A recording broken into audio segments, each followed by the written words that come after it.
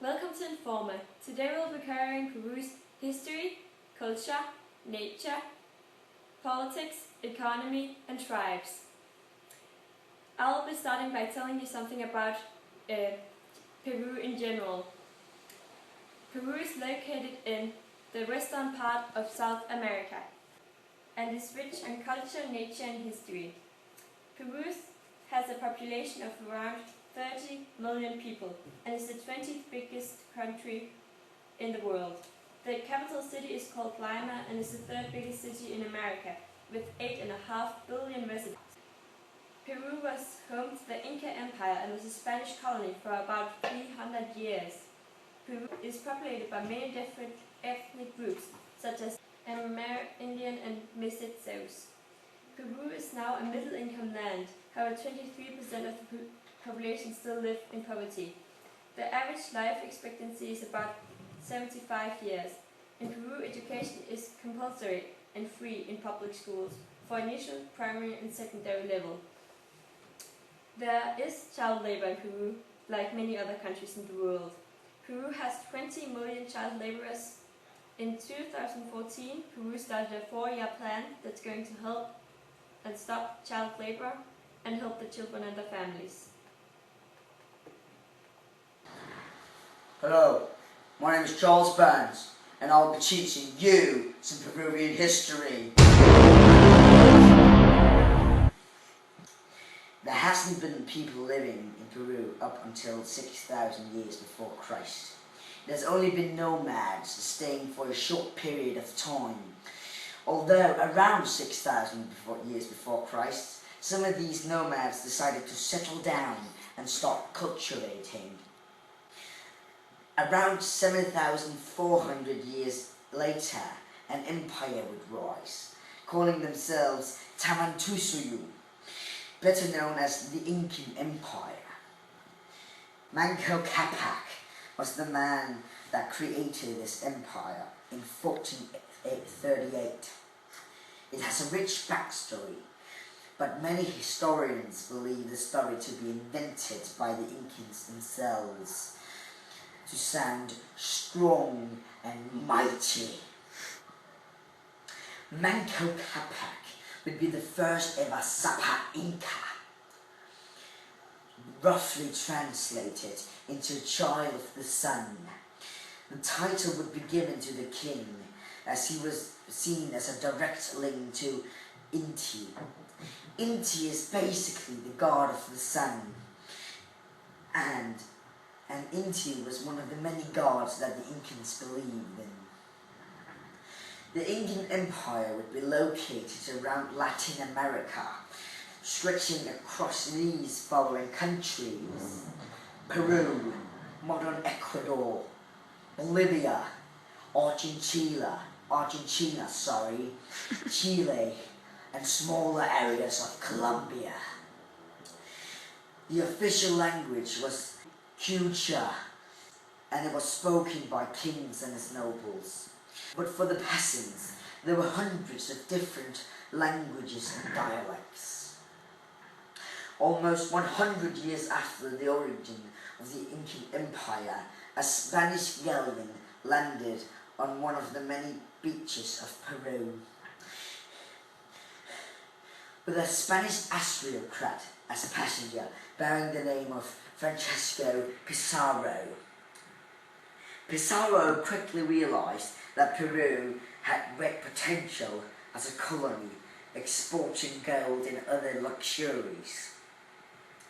As soon as he returned home to Great Spain, he asked for permission to wage war against the Incan people. And if he won, he would be rewarded with the title as Viceroy and the honor of naming the country. When he returned to Peru, what he saw was a weakened people caused by civil war and a disease called smallpox. Being the bastard that he was, he waged war on them anyway, crushing them. He quickly converted the Incan Empire, its biggest city, Cusco, into a colonial city, building mines, better roads, and so on. When the Spanish finally regained control, they started converting the rest of the Incan cities into colonial cities, renaming both the people and the cities. Peru remained a colony for around 300 years, until Napoleon Bonaparte invaded the Iberian Peninsula, giving Spain a hard time maintaining their colonies. Therefore, the colonial people started to become rebellious.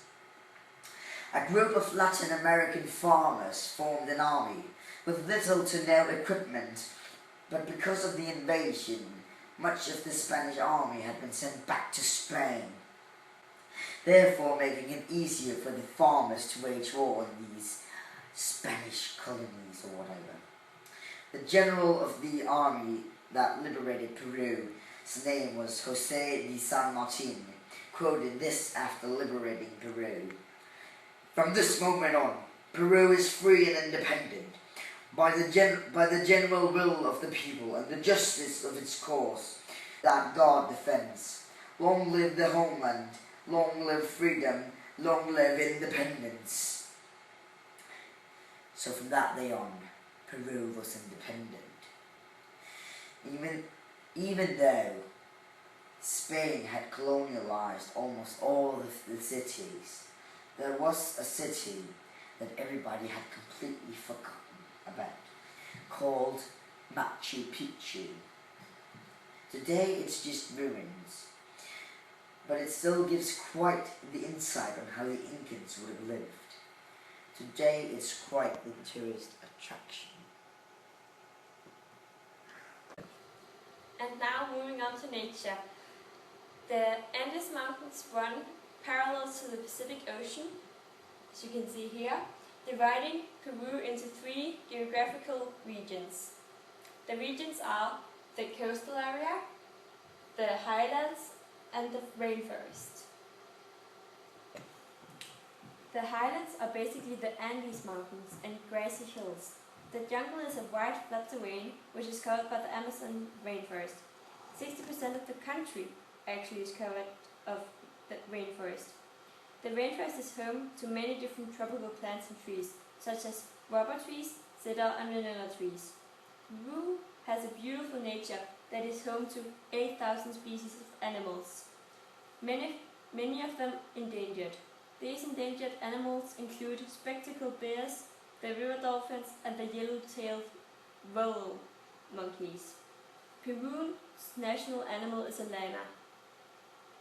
This is again the map of Peru. This green/brown area here is full of national parks and preserved areas. This here is Manu Park.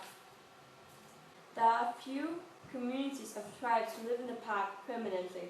In the park there are mammals such as cougars, giant otters, anteaters and lowland pacas. Apart from mammals there are butterflies, insects, birds, fish and reptiles. The Andes Mountains and Humboldt Current keep most of Peru cool, unlike many of the neighboring countries. The weather depends on where you are. In general, the climate on the coast is subtropical, with little rainfall. The Andes Mountains have a cool to cold climate, with rainy summers and very dry winters. The eastern lowlands have hot weather and rain distributed all along the year. Every 7th year, El Niño happens. Usually around Christmas. El Niño is a huge flood. It occurs because of the large-scale changes in ocean currents and rising sea surfaces and heavy rain. The flood causes a lot of destruction. End. Hello, my name is Juan Ramirez and I'm going to continue to talk about the tribes in Peru. In the depths of the Amazonian rainforest, there live tribes that have no contact with the outer world. And one tribe that has been exposed and studied. That tribe is called the Matsise tribe. A tribe that can be found between the Javari and Galvez rivers. Even with it currently being the biggest tribe in Peru, the Matsese tribe still relies on hunting and gathering for most of their subsistence. They hunt tapir, peccary, monkey, and deer.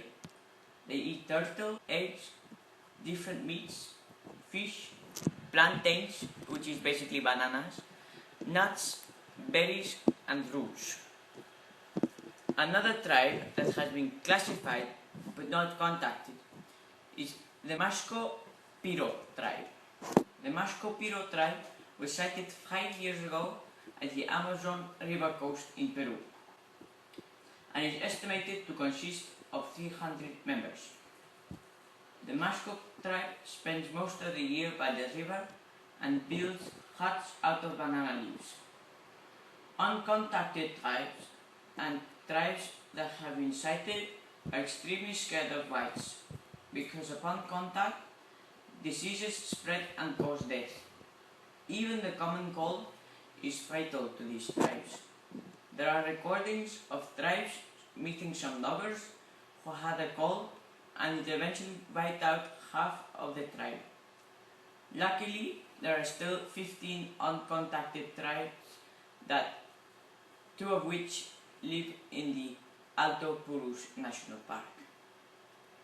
And now, to the main population, I will talk about the urban Peruvians. Most of the Peruvians live in urban areas like cities and towns, while still a quarter of the Peruvians live in rural areas because this quarter of Peruvians are farmers that produce sugar. And even while being a multi-ethnic population, a mixture of Amerindians, Europeans, Africans and Asians, more than 80% of Peruvians speak Spanish. There are, however, areas where the language Quechua is spoken and taught in school. Thank you. This was Juan Ramirez. Hello, my name is Dr. Draker More, and I'm going to teach you about Peruvian culture. A very, very big part of the Peruvian culture is their festivals. There are over 3,000 popular annual festivals, such as patron saints festivals, processions, carnivals and rituals, encompassing the expression of belief in God, respect for nature, and the celebration of freedom. But there is also a mystical side to the Peruvian festivals, because most of them result in a fusion between Catholicism and pre-Hispanic religious traditions. Clothing. The Peruvian clothing is very characterized by their traditions. Even now, in the modern times, they still produce loads and loads of traditional costumes. Most of the traditional costumes have geometric patterns and vibrant colors. Dresses, skirts, tunics, blankets, and ponchos are the main traditional costumes. Peruvian cuisine reflects local practices and ingredients, including influences from indigenous population, also including the Inca and cuisines brought in with immigrants from Europe. Hello, my name is Star and I'd like to talk about politics and economy in Peru. Peru was in many years a poor country. None of the military governments or dictators were any good money-wise. They were focused on war and staying in power and not on trading. But when Alan Garcia was re-elected in 2006, he opened free trade and free market, which meant that the few farmers that was able to sell their crops. The rest of the population realized that there was a profit in farming, and many of them turned to farming. All of a sudden, Peru was one of the main exporters of asparagus, sugar canes, cotton, corn, rice, and interceptor. They also began to export silver and copper, and a bit of gold and iron. They process the minerals too and sell them. And animals like sheep and llamas are also exported. Today they have the 14th biggest GDP in the world, $368 billion in 2013. Peru's chief trade partners are the United States, China, Chile, and Brazil. Peru has for more than a century been a very unstable country power-wise. There's been a lot of wars, dictators, military rule and temporary governments. The population barely had a say, and because of the bad economy, they were poor. Now, I'm not going to talk about the whole political story of Peru. I'll instead talk about how they slowly became more political, starting with General Morris Bermudez. He wanted a more democratic rule and a better economy, so he outthrew the earlier self-announced president. And in 1980, he held elections, and President Fernando Belaunde Terry was elected as president of Peru. Things weren't going good for Fernando, and in 1985 he lost to Alan Garcia. Alan Garcia was young, and his impulsive decisions led the country even further into chaos. And in 1990, the Peruvians had it, and they elected a new unknown politician, Alberto Fumurgay. Alberto kept the promises he made and was re-elected at the presidential election in 2000. However, when a bribery scandal was discovered, he resigned from office in November, only 3 weeks after being re-elected. A new government was soon chosen, led by Alejandro Toledo as president. He promised new jobs and to fight corruption. He did sort of keep his promise, but there weren't created enough jobs, and poverty only decreased slightly. Strikes against Toledo's politics became frequent, and corruption scandals ended his political career. In 2006, Alan Garcia was re-elected, and he had learned from his past mistakes. He opened free trade and free market, which meant that the economy improved. Even though he had success, he still lost the next election to today's current president, Ollanta Humala. Today, Peru is a presidential representative democratic republic. The government is divided into 3 branches: the executive, the legislative, and the judicial. Yet the president is head of the country and the government. Now on to the UN. Peru joined the UN on October 31st, 1945. The UN have set 4 Millennium Goals for Peru, which are gender equality, cutting down poverty to a half, fight against HIV and malaria, and environmental sustainability. Peru reached the goal of slashing down the poverty rate in half 2 years earlier than planned, but they were called out by human rights for the highly restrictive abortion laws. So you could say the UN and Peru seem to have a love-hate relationship.